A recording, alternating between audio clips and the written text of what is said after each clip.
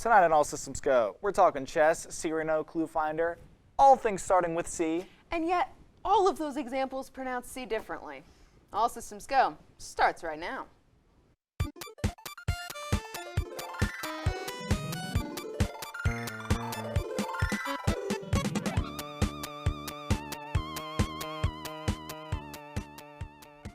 Hello, welcome to All Systems Go, the first and only show that exists in 5 dimensions. We will pop out of your screen and punch you if you don't subscribe to our socials.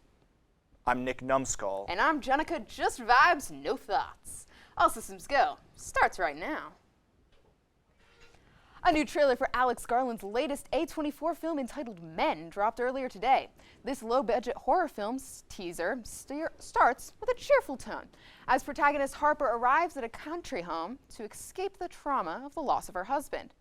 However, as the host of the house keeps asking her about her husband, she starts to see visions of a man falling to his death, and at some point, a mysterious figure starts to follow Harper. To add to the horror, every man in the trailer seems to be played by Rory Kinnear, where he's featured as a bartender, a priest, a police officer, and even a child. Plus, all of these men are trying to get Harper to admit she feels guilty for her husband's death. Men will premiere in theaters on May 20th. Everyone's favorite dead horse, Street Fighter V, is getting an upgrade, for some reason, with Street Fighter V Champion Edition DLC. Included in the Champion Edition is all the content from Street Fighter V Arcade Edition, meaning the game now includes a total of 40 characters, 34 stages, and over 200 costumes.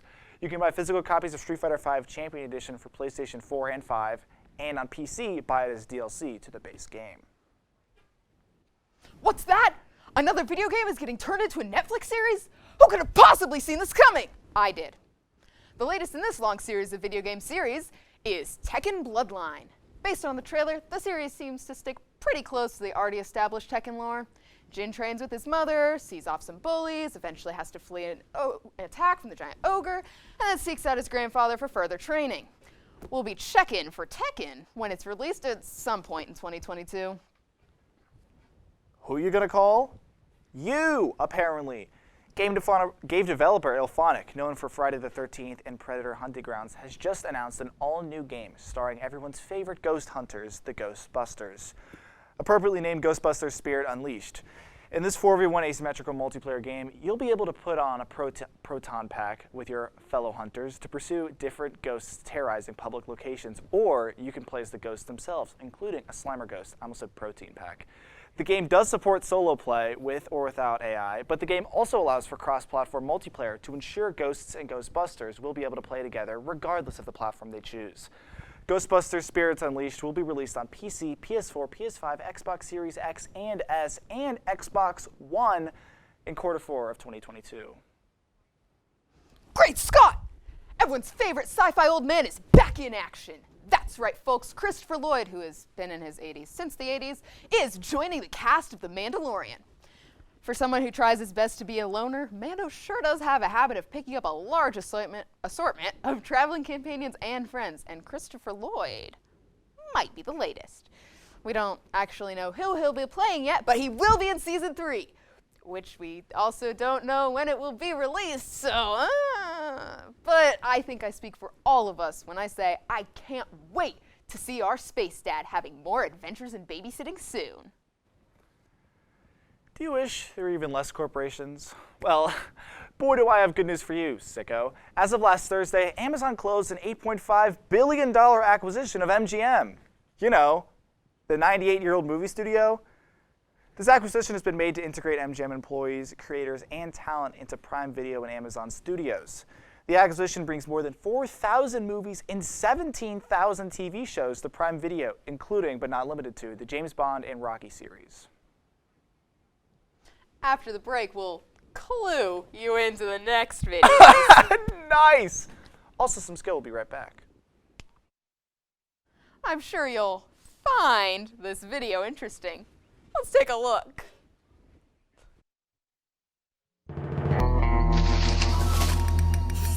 Are you sure you want to do this? The Clue Finders was an educational game series created by the Learning Company for kids who were a bit too old for their Reader Rabbit series. I say was because there haven't really been any updates to the franchise since 2001, and anything after that has just been reconfiguring of the games to different platforms.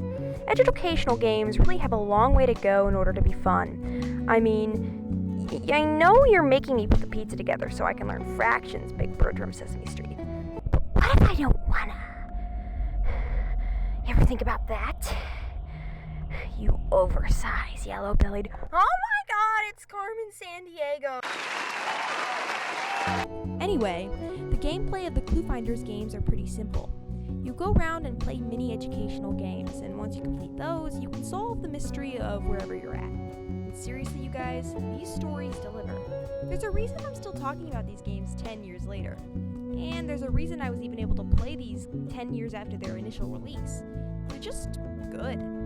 You play as at least two of a group of 4 kids: Joni, Santiago, Leslie, and Owen. I say at least 2 because they get kidnapped in pairs. Where are you? So, the stories. There's a whole bunch of them, but let me tell you about 2 of my favorites. So first up is the first game in the series, Mystery of Mathra. One dark night, a hideous monster named Mathra. Also, everything in these games has really corny names, so, yeah.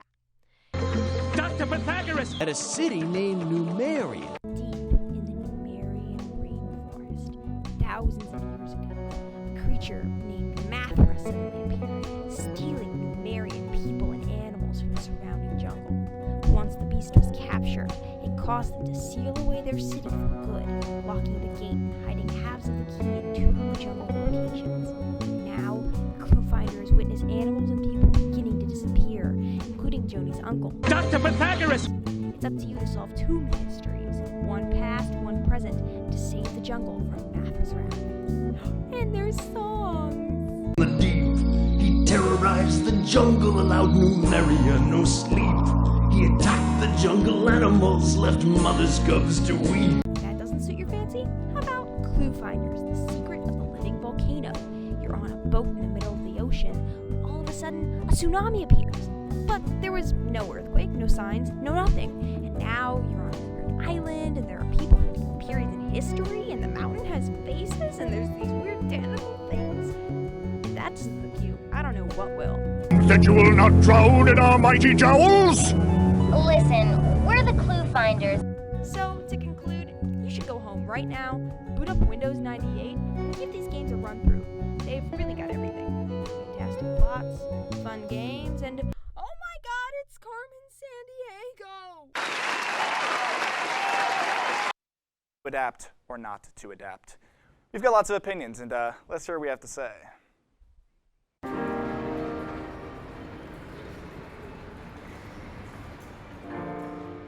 Here lies Cowboy Bebop, the Netflix adaptation, from 2021 to 2021. It only lasted 1 season. But how did it do so bad? It's based on such a good show.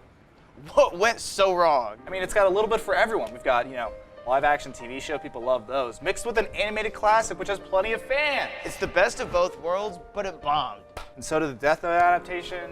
And the Dragon Ball adaptation. Oh, and the Ghost of the Shell adaptation. And the Avatar adaptation. And there was also the... All right, hang on. I'm noticing a pattern here. Clearly, there seems to be some sort of inherent problem with these anime adaptations. They never seem to work. The fundamental fact with anime live adaptations is the fact that they're only adapting the story to live action. Barely. Sometimes they don't even do the full story and they make changes to it. People who watch anime, for the most part, don't watch that much live action. And people who watch a lot of live action shows typically are keen to watch anime.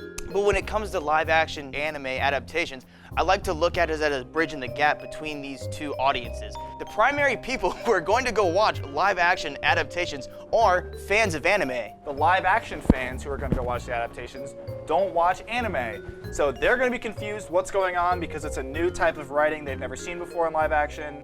And anime fans are just going to be disappointed by the fact that one of their favorite shows ever is just adapting the story wrong. It's butchered. Not including the right elements. The special effects looks bad. There's no way that the One Piece live action adaptation is going to get Luffy's stretchy powers right.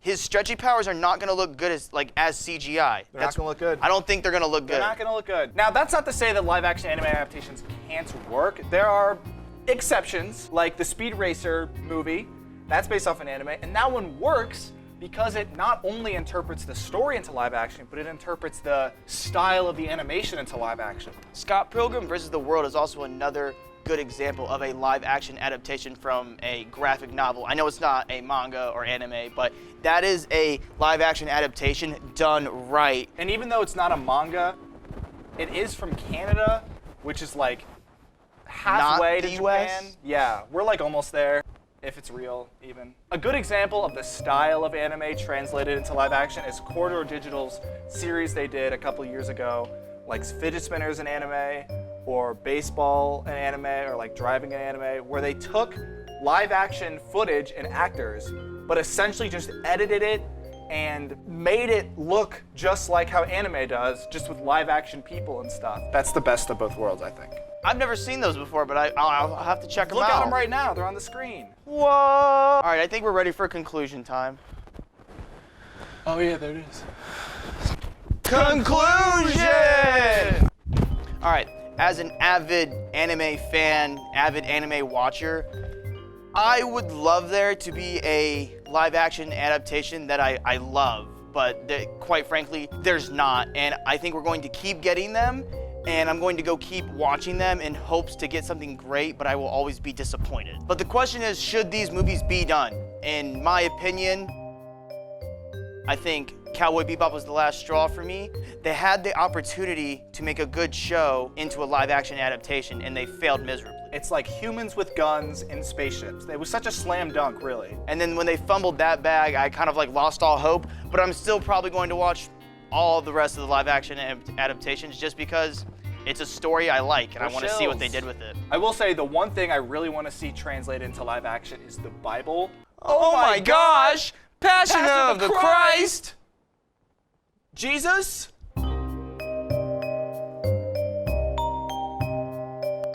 Up next, we'll join Nuriette and the crew in the cast as they shoot their shots with shooters.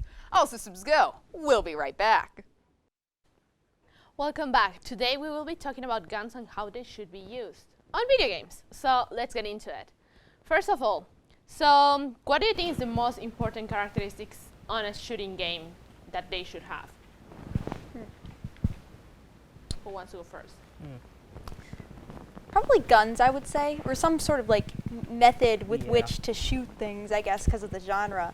But if you're looking for an answer that's more so like an aspect of them that makes them interesting, I don't know. I think it has to have a balance between the right amount of difficulty to where if you can like really show your skills, you feel accomplished, but not to be so hard where you're like, and this probably goes true to like any game, I guess, you know, not to be so hard where you're like, I'm gonna give up on this. And it's especially difficult for first-person shooters because it takes, you know, hand-eye coordination, which a lot of people, myself included, don't really have, I guess, you know.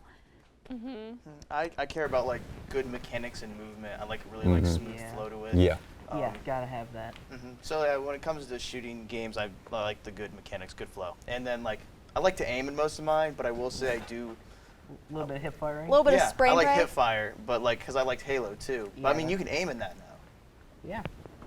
I would also say that you definitely want like a good variety to your guns. Nobody wants to really play a shooter where you just have the one gun. Yeah, that makes sense. Yeah, another thing I would add is, especially this more so applies to games where you have like historical weapons. I think it also a lot of like accuracy in like how they work. So like you can't do things where you have like a gun that takes like say like the M1 Garand, which has like the clip that loads in from the top. You can't just give it a magazine that loads in from the bottom. Like that's not historically accurate. You have to like maintain a level of historical accuracy if you're going to use historical weapons. Like maintain that accuracy and not like give it functions that it otherwise wouldn't have. I see your point there. I would have to disagree a little bit, especially, you know, coming from the point of view, and this is a little bit more fantastical, when they're like from like, for example, the Fallout franchise, when they make like pipe weapons, and they make like literally a gun that can shoot mini nuclear bombs. You know? I do love those. I like I prefer, you know, the fantastical element, but that's where I get my enjoyment out of it. So I guess we can agree to disagree, I think, on that regard. Yeah, maybe it depends, honestly, like if it goes with like historical kind of background, or if they go like more Fantasy like or science sci-fi. fiction kind of. It depends. Yeah, it depends on the genre of the game. Really. Yeah, exactly. So, which way do you prefer to play shooters? Like first person or third person? Which one is your favorite? First person, 100%. I mean, I do enjoy the third person point of view. I like Gears of War and stuff, but like first person 100%. I mean, the usual is typically first person. We have an entire genre just called FPS for first person shooter. But I think that a good third person really stands out, especially with like one of my favorite games that does not get enough love, Sunset Overdrive.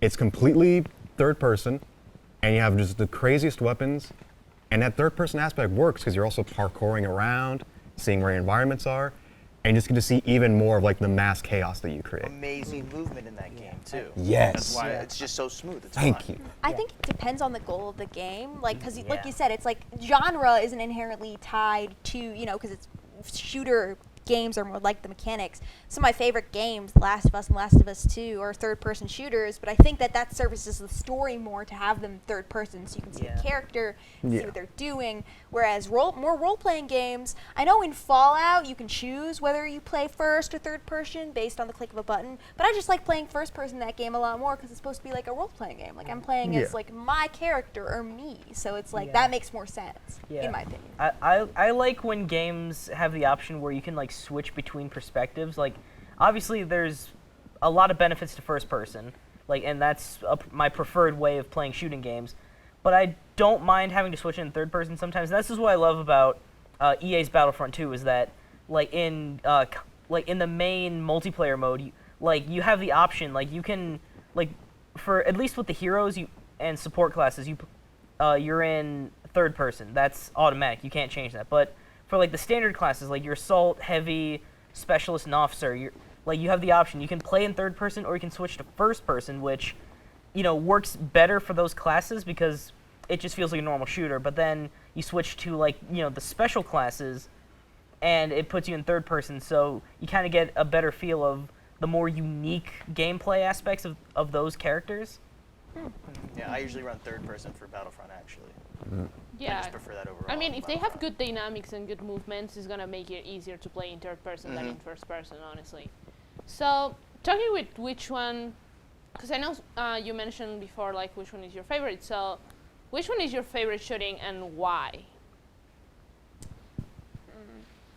I really like the Last of Us franchise, and my favorite weapon in the Last of Us franchise, because I like the story. I'm a big story person, I really like stories of games. So I like the story there, but specifically weapons-wise, I really, really like the rifle, the hunting rifle, and that one's fun.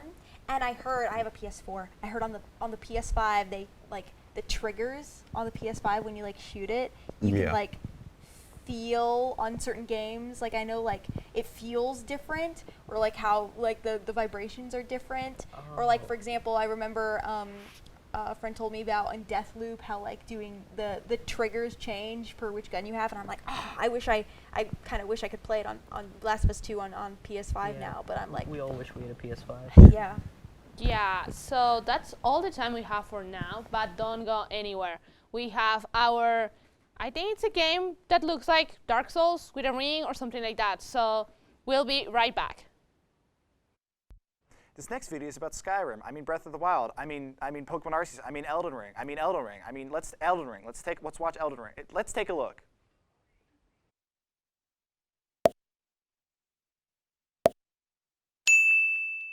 Ah, here we go again.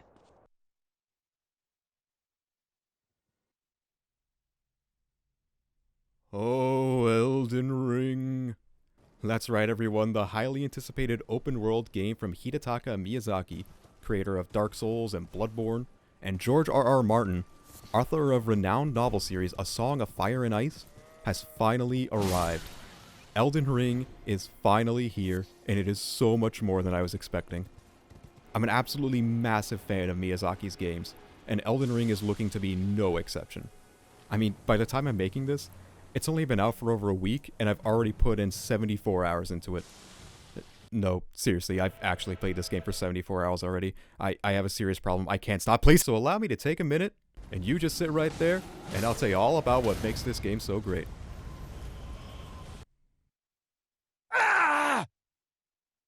If you've ever played one of the Dark Souls games, especially Dark Souls 3, then the overall controls of Elden Ring should feel pretty familiar. You have block, light swings, heavy attacks, and of course, rolling, a personal favorite of Limp Bizkit. However, one big change with the control setup is jumping. You now actually have a dedicated jump button, something that was not in any of the previous games except for Sekiro. And honestly, I kinda love that jumping is more of a thing in this game. It adds a lot more verticality to your movement, and it gives you a lot more ways of traversing the world. Speaking of which...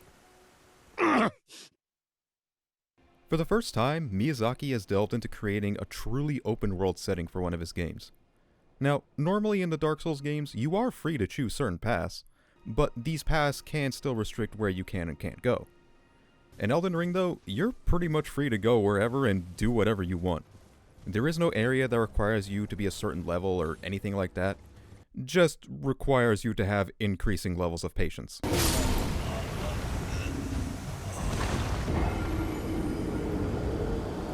And the actual world itself is so incredible to take in.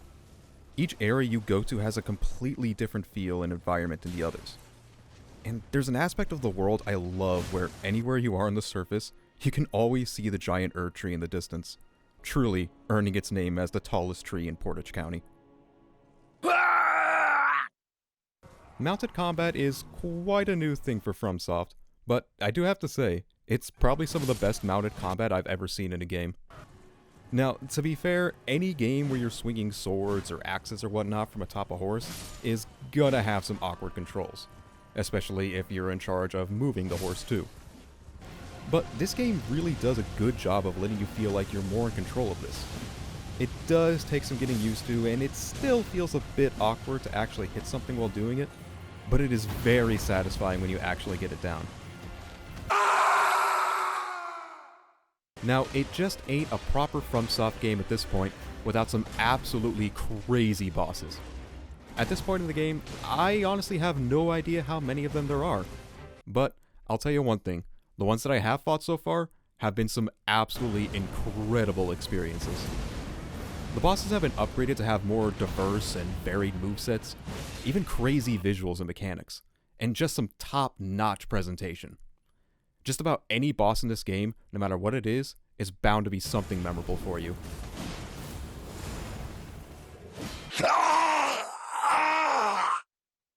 I have to say, I feel like this game might be one of the most approachable ones for people who might be new to Souls-likes. I mean, yes, the game is still very hard, but the vast amount of freedom you give the player that they can just go wherever they want and choose when they want to deal with certain enemies, it allows for anyone, be they veteran or newbie, to approach the game at their own pace. And with a lot of quality of life issues and other pesky annoyances from the other games being fixed in this, it just makes it feel all the better to just go completely right into it. You have a dedicated jump button, weapons have more expansive movesets, there's a vast amount of ways for you to change up the properties and abilities of your weapons, the list goes on. I will say though, the game has been experiencing some performance issues within the first couple weeks. Frame rates are not always so steady, and I'm playing it on a PS5. I feel like I shouldn't be seeing stuttering frames at this point. There's also apparently a glitch with the PC version where your horse can be just completely invisible. So, cool, I guess? Even with some of those issues though, it still doesn't take away from how absolutely addicting this game is. I really cannot recommend it enough. I give it 10 horses out of 10 rings. Now, if you'll excuse me, I'm gonna go on and keep fueling my addiction to this game. After the break, we've got more reviews and apparently multi-dimensional chess? ASG will be right back. A review of a musical starring Peter Dinklage? Say no more, roll the clip. And now, Jenica and Madison's review on Cyrano de Bergerac.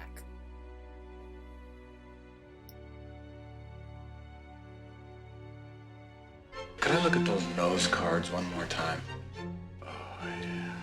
CD Bales had a small problem. This isn't a movie! Not my Roxanne! That's Steve Martin! That ain't Peter Dinklage! Peter Dinklage take out my hair! Except the Get out one of here, Steve! Nobody likes you! Get out! Just die already! Whoa, well, I mean, you've got some funny bits. No, actually, I really hate you. Like, honestly.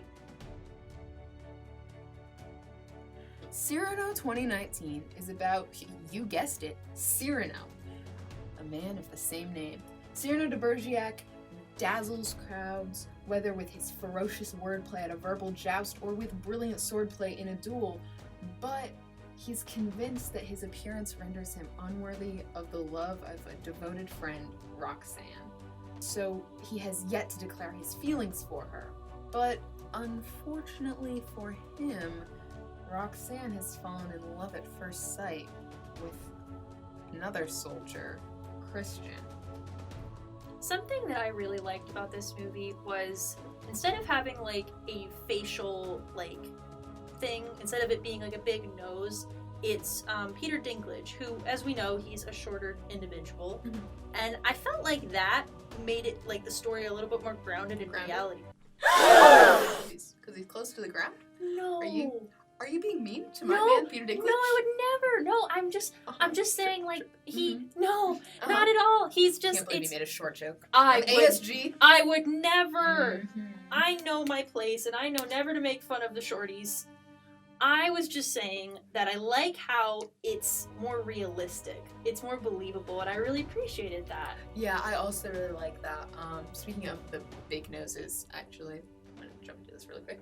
I think it's really interesting how this movie, the 2021 version, makes little subtle references to past versions of it, because this isn't a new story. This is an adaptation.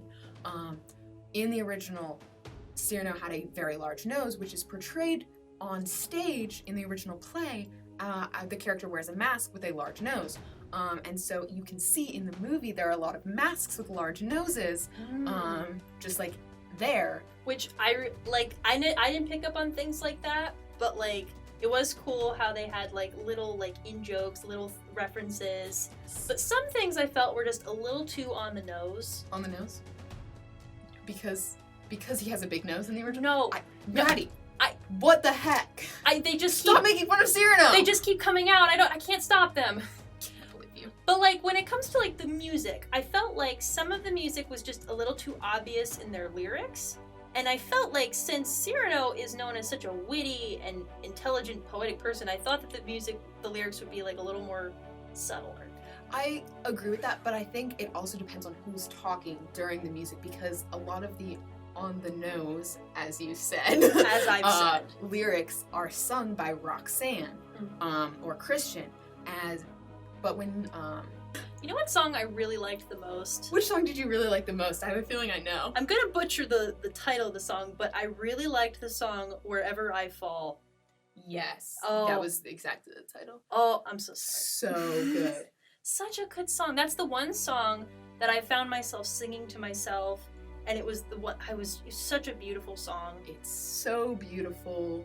The third verse specifically, when you watch the film, you will know. The third verse just If you're willing to give the movie a chance, you will be crying. It's a very emotional movie.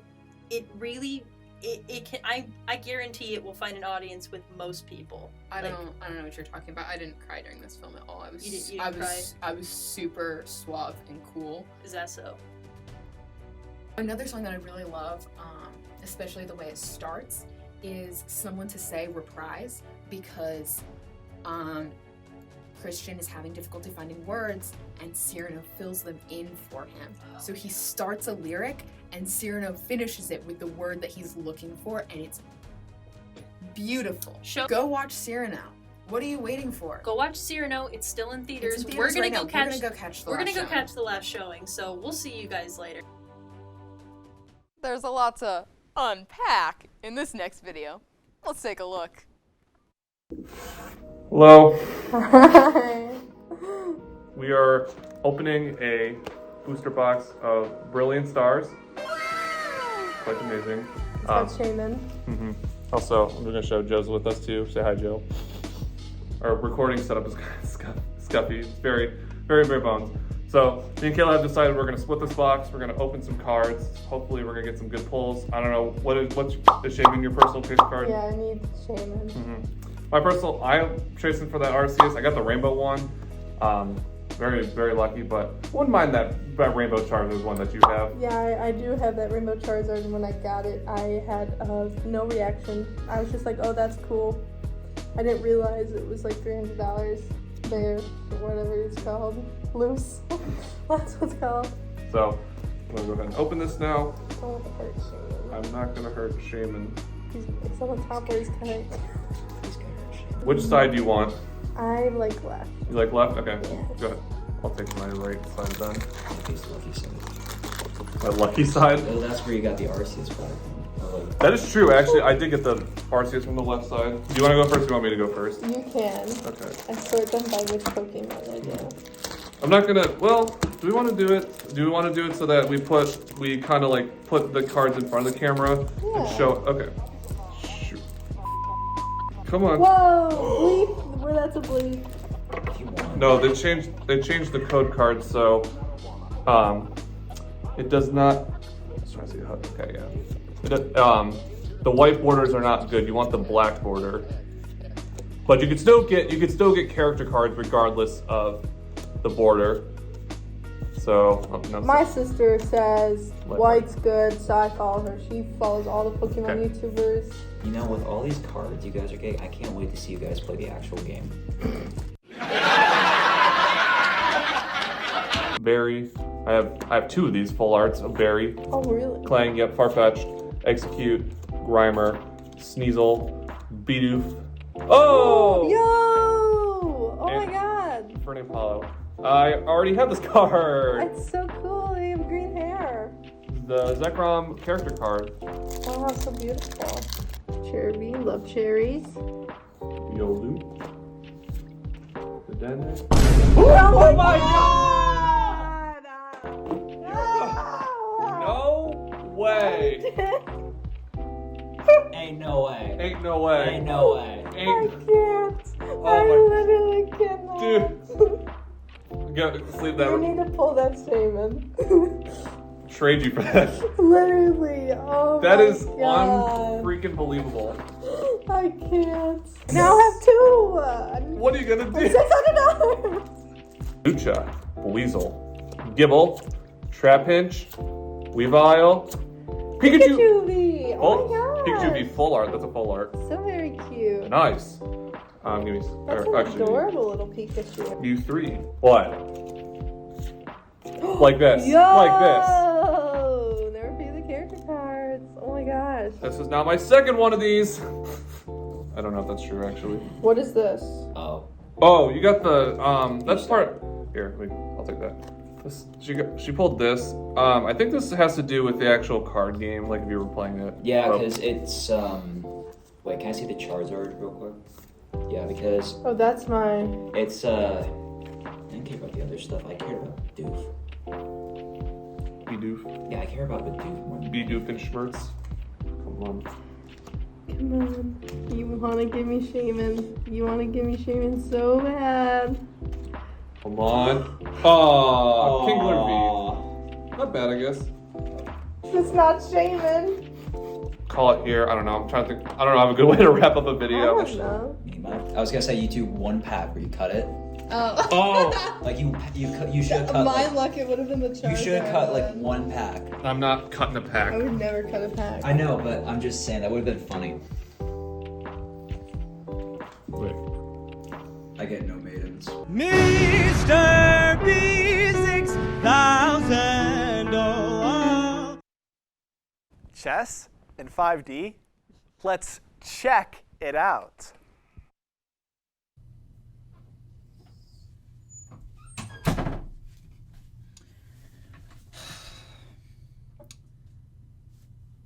I can't believe I'm in hell.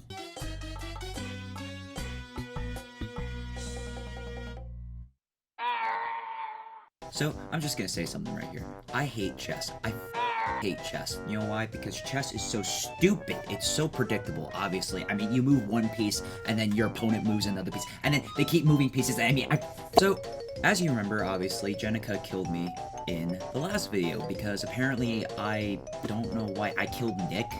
So, I'm in hell. I'm in hell. So, this is great. I'm doing amazing, obviously. But today, I was like, I'm really bored. I hate chess. You know what? I'm gonna add an entirely new dimension to chess because I need to add another dimension to chess. And then I realized someone's already done that. I got my friend Nick, who's also in hell, to play it with me because, you know, I killed him. So, obviously, we're gonna play 5D chess, and we're gonna have so much fun with it, and hopefully by the end, one of us is probably either gonna A, lose all their brain cells, or B, we're probably gonna die. So, this is 5D chess. With multiversal time travel. Yes, this is like Interstellar. Yo! Oh, wait, we can't say that, can we? No, we can. Oh, we can? Why not? I think we can. So, do you want to go first, or should I go first? I'll go first. Okay. So, now you're gonna be white pieces. Oh, yeah.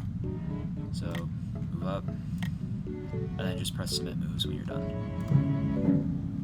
And then it's gonna get interesting when you start moving your pieces. So that's your previous move.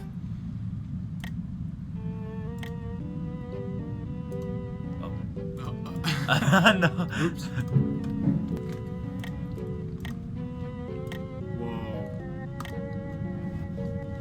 I'm gonna take my knight, and I'm gonna go back to right here. Whoa, you went back in time? Yeah, so now the present is right there. And you can do that too. So now it's like a whole new timeline. Which means now you have to move that one, and you have to move that one. Gotcha. Or actually, you can move just this one and submit that, so you don't have to move that one, but you have to make that move too. View back. Watch this, I'm gonna start an entirely new timeline. So now you have to move that one too. But you have to put it back in the same spot, kind of. Nice. Oh shoot. Got him. Yeah, which also means, by the way, you can move your queen back in time too. Oh, checkmate. I just checkmated you. No, you didn't. Wait, no, I didn't. I checked you.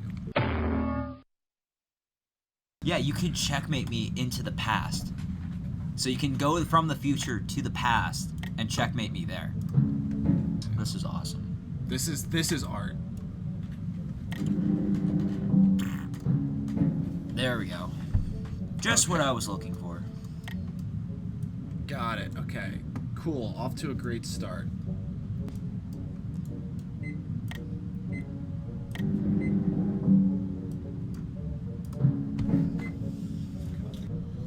Oh no.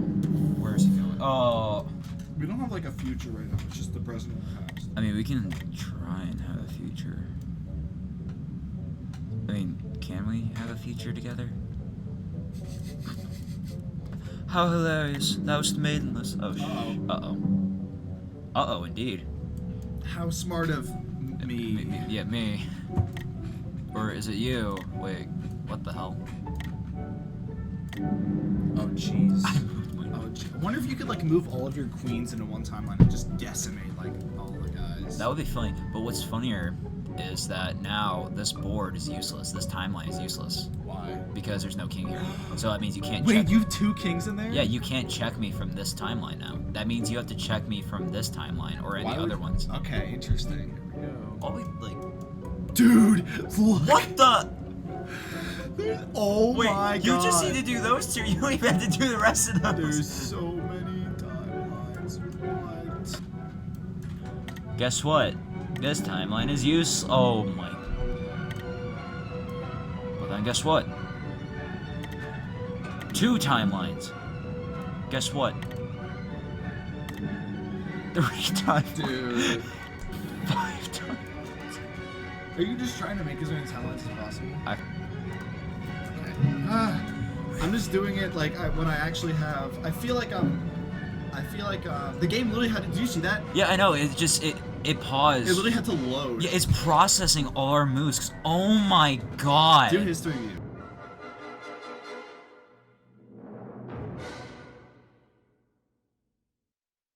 That's all we have for this week on ASG. Be sure to come back next week at 9 for a brand new episode. And in the meantime, why don't you take a look at everything happening in our social media? I'm Nick Thaman. And I'm Jenica Jenick. All systems go. Signing off.